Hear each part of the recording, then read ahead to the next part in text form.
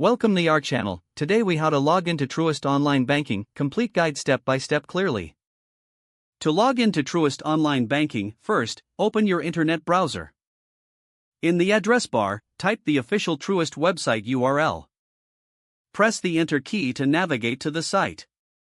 Once on the home page, locate the login button.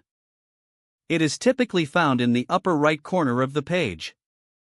Click on the login button to proceed. A new page will appear, prompting you for your credentials. Enter your user ID in the designated field. Next, input your password in the corresponding box. Double-check your entries for accuracy. If you would like your device to remember your user ID, check the Remember User ID box. To continue, click the Login button. If your credentials are correct, you will be directed to your online banking dashboard. In case you've forgotten your user ID or password, click the Forgot User ID or Password link. Follow the prompts to reset your information securely. For enhanced security, ensure you log out of your account when finished. Close your browser to complete the login process. That's how you log into Truist online banking. If the page does not load, refresh the browser or try again in a private or incognito window.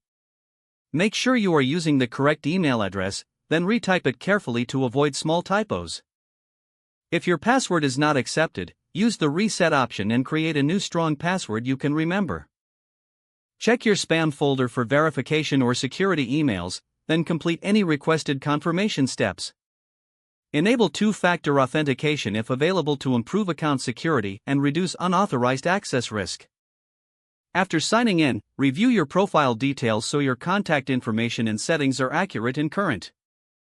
If you see an error message, note it down and try again after restarting your device and internet connection.